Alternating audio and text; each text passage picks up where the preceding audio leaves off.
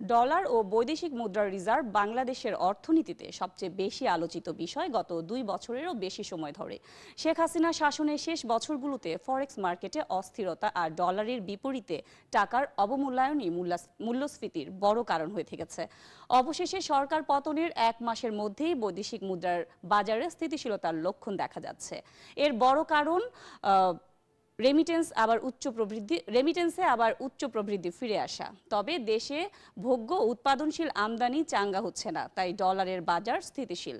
সেটি কিন্তু দীর্ঘমেয়াদী ভালো লক্ষণ নয়। বিস্তারিত তানহা জুলিয়ার প্রতিবেদনে।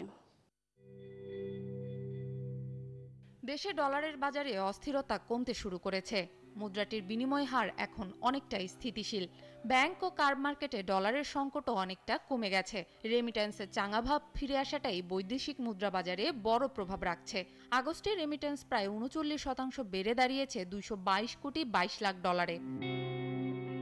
ব্যাংক রেমিটেন্সের প্রতি ডলারের দাম প্রণোদনা সহ 123 টাকা দিচ্ছে। দুদিন আগে বাংলাদেশ ব্যাংক রেমিটেন্সের ডলারের ক্রয় দর 120 টাকার সীমায় বেঁধে দেয়।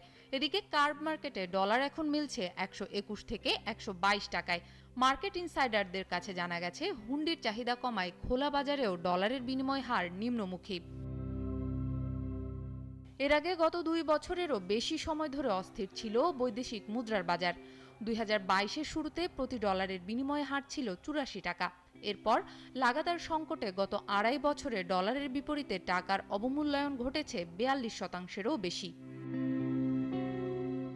ডলারের দর স্থিতিশীল করতে গত মে মাসে ক্রলিং পেগ নীতি গ্রহণের পরও কার্ব মার্কেটে ডলারের দরের সাথে ব্যাংকের দরের ব্যবধান ছিল 3 থেকে 10 টাকা। মার্কেট ইনসাইডাররা জানান, প্রধান শ্রমবাজারগুলোই হুন্ডির চাহিদা তৈরি হয় বাংলাদেশের অভ্যন্তর থেকে। হুন্ডির সঙ্গে আন্তর্জাতিক স্বর্ণ চোরাচালানেরও যোগসূত্র আছে। শেখ হাসিনা সরকারের পতনের পর স্বর্ণ চোরাচালান সিন্ডিকেটও দুর্বল হয়েছে, যাতে কার্ব মার্কেটে ডলারের চাহিদা মন্দা।